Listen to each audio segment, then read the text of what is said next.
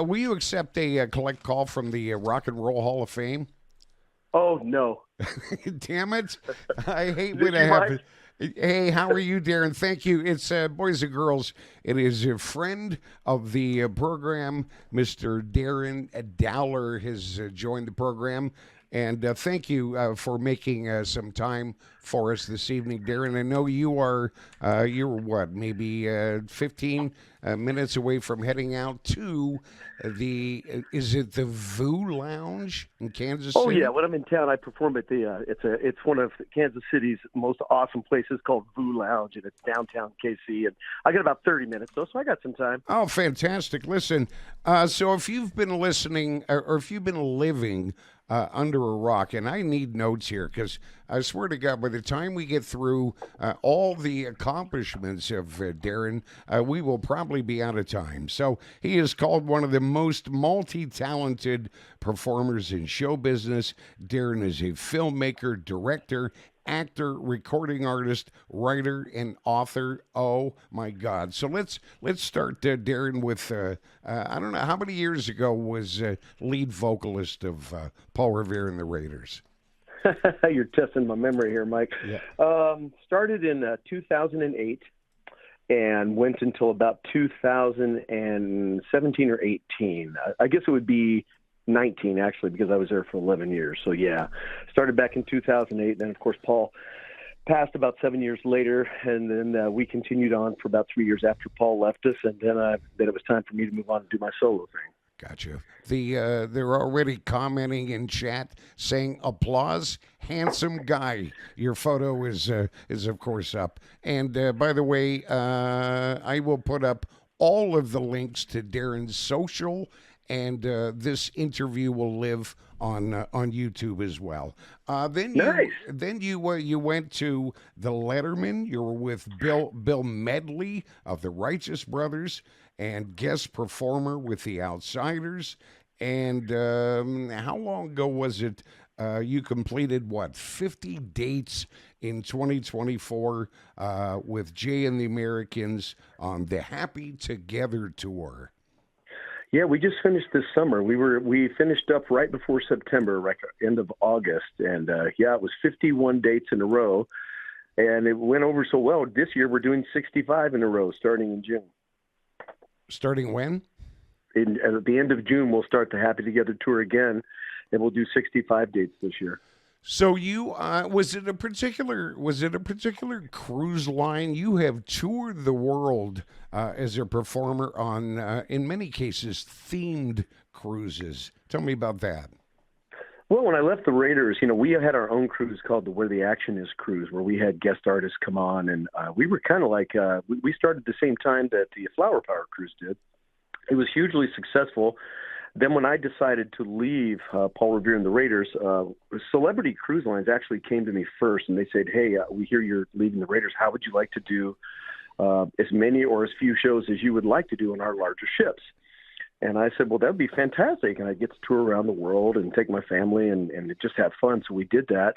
And then about a year into that, Princess came to me with an even better offer, and they said, look, we'll let you choose any ships, any dates, any cruises you want if you'll just perform in our showroom. So I did about 2.5 years of that with Princess. I probably did about 15 of their showrooms a year. And it was a great time. And I still do Flower Power, and I'm still doing some of the other themed cruises as well. So you are, I believe, have performed with Susan Calsil, who will be joining the program as well. Is that correct? Does that sound right? Yes, sure is. As a matter of fact, the Calsils were part of our early Where the Action Is cruises. And Paul Revere actually called. When he was ill, he really cares for the Calsils, always has. And he called the Flower Power people and said, hey, guys, I'm going to be stopping my cruise because I'm ill now. I'd really like it if you would, utilize the Calsils in your lineup. And they did, man. They've used them ever since. And, I worked all summer with Susan. I've probably been working off and on with the Calsils for about 20 years. So I followed you, of course, on Facebook, and again, we'll post your Facebook, Instagram, etc. And I followed you on all of your cruises. There has to be a favorite destination on your cruises. What is it? For me, the favorite destination it is and always will be Hawaii, because I'm a natural beach boy. I've been on beaches my whole life. And when I saw Hawaii, I fell in love with it. And, being an outdoorsman like I am, all the terrain you can imagine is on one island in Hawaii. I had my photography gear, my drones, and my guitar, and I would just hike into the woods and stay for a day or two with a little tent over my head. And Hawaii is paradise. If anybody who hasn't visited Hawaii, make sure you get a chance to do it, because it really is paradise on earth. And by the way, if you're in chat right now and you have a question for Darren, I'll give you an early heads up to go ahead and throw it in there. You have, God, maybe I'm behind. You have 2 albums, Back to the Garage and New Directions. Is that new? Yeah, New Directions is the one that's been out for a year or two. We're still selling that one like crazy on my website and on iTunes, and all the other upload sites. Back to the Garage is an album I've been working on for about 3.5 years now. Just when I can. I've been so busy that I've had to do it in piecemeal, and I'm putting the finishing touches up on that album over the next 3 or 4 months, and I'll be releasing. So in the last 5 years, we've done New Directions, 2 Christmas albums. I do a lot of studio work for other people as well. I get a lot of bands that you've heard of actually send me tracks to play on with my guitar or to sing over. And I have a studio in my house, and so doing that. And then the next thing won't be actually an album. The next thing will be the soundtrack for a new TV show that I'm going to be in. I'm going to be doing the soundtrack for the show as well. You have done, speaking of television, you have done 20, am I correct, 20 to 25 different cameos and roles on television? Yeah, right? That on TV and movies both, yeah. Okay. You have been both on and off Broadway. You have written, produced, or starred in 4 movies: Rock and Roll, Christmas in Hollywood, Grace of the Father, and a big one. Tell us about starring as Billy Graham. Well, it's amazing. Billy Graham, the 4 movies you just named, my smallest role, screen time wise, was that role, but it was also one of my largest roles.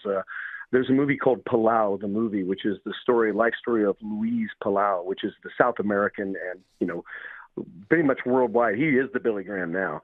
And he got started by Billy Graham, who funded his first church, his first mission.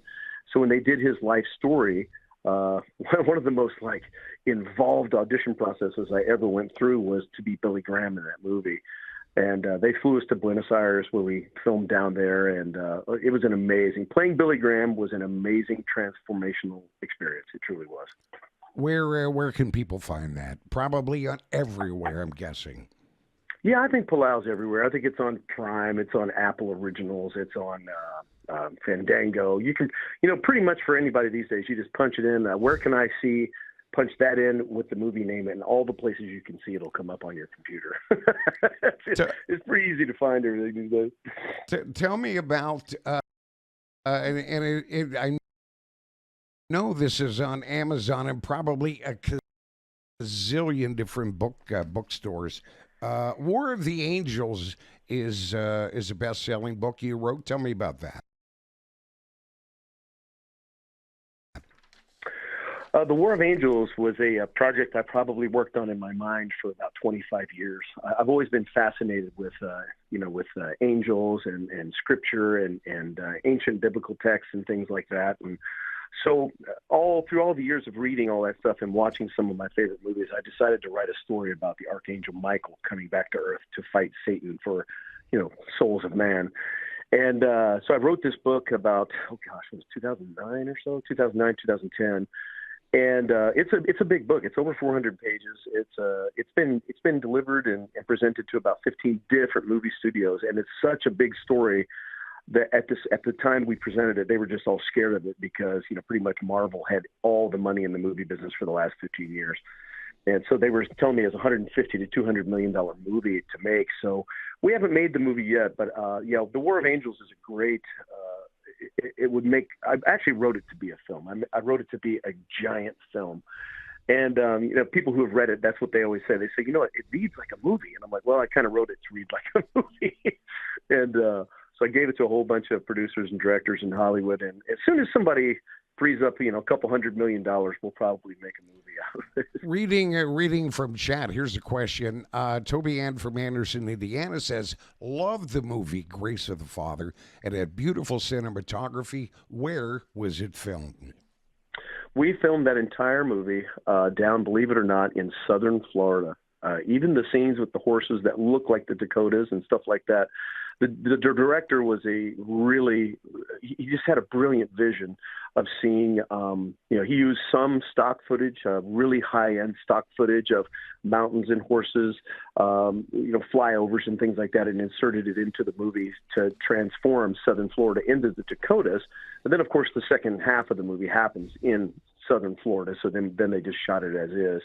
But Dee Miller was the writer and co-director of that movie, and he's no longer with us, but he was very, very proud of that movie, and the gentleman who shot it for us did a great job. He had an amazing eye.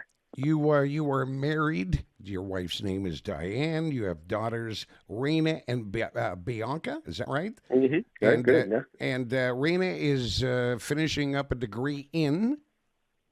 She will be a degreed fashion designer from Los Angeles in about another year and a half. And she is so incredibly artistic. Her drawings look like they come right out of like a top fashion magazine. And the outfits that she is making thus far are so beautiful. You say all parents are proud of their kids, and I'm no different. But I look at the things she makes, and I'm just like, this girl is going to be on top of the world one day. She got a nod for an Academy Award already, and when she was a freshman, she fixed Emma Stone's dress from the movie she just won the Academy Award for, and the boots for the male star as well. And so she became an official member of that costuming team, and they won the Academy Award. So, as a freshman, she got her first Academy Award nod for her resume. And correct me if I'm wrong, but both of you will be acting in a pilot soon? Does that sound right? Yeah, my next project is it's a story about a bounty hunter who finds out he's got a daughter he never knew about. And he has to go help her out of some bad situations in a little border town that she lives in. And she is going to play my daughter in it, and she's an amazing actress. I was going to push her, actually, to pursue, a Broadway and film career. But our deal, since she was 5 years old, has always been you get a degree first, then we'll talk about show business. And she's living up to that. So, all right. So tell me, I find this fascinating. You moved from Santa Monica, California to Kansas City. How come? I get that question almost daily. I'm sure you do. Well, I lived in L.A. for the last 30 years, and I went to L.A. for one reason and one reason only. That's where my business was. And once I got myself established enough where I really didn't need to be there anymore, I had these two beautiful kids, and I raised Raina for the most part in Los Angeles. But Los Angeles is not a place I ever want to raise a child again. It's not that it's a bad city. There's some good people there, a lot of opportunity, but it just doesn't coincide with our values and the way we want our kids brought up and the things we want them thinking and saying. It's just, Los Angeles has changed a lot over the last 15 or 20 years. I mean, the neighborhood where we lived, I got them out just in time, was completely destroyed with the riots. So 3rd Street Promenade and all that area right there where we used to live was just demolished. So I keep looking up at the stars and saying, thank you, God, you got me out of there at the right time. So. No, I know faith is very important to you, and I totally get that. What does 7 and O mean to you? Is that anything sounds familiar right now? 7 and O, is that what you said? Yes. Come on. No. Can't Kansas City Chiefs, maybe? Well, I was going to say maybe the Chiefs. I was going to say, are you talking about the Chiefs? Yes. I mean, yeah, may I assume you're a Chiefs fan? I could be wrong, but I was a Chiefs fan 23 years ago, when I first met my wife. She's from Kansas City. In L.A., don't get me wrong, there's some great sports teams there, but you go to the games, and I noticed that if they lose 2 or 3 games, people are throwing soft drinks at them and cussing at them. They're just not good fans, in my opinion. But when I came to Kansas City, when I first started coming there, they hadn't won a game in 2 years. And still the people were walking around with their jackets and their hats and their regalia, and everybody was praising the Chiefs. And I was like, those are the kind of fans. That's the kind of fan I want to be. And then I got to know some of the people here in Kansas City, and I started watching some of the games. And the heart with the Kansas City Chiefs is just so rich and pure. I became an overnight fan. I never really had a loyalty. I'm from Indiana, raised in Florida, lived in L.A.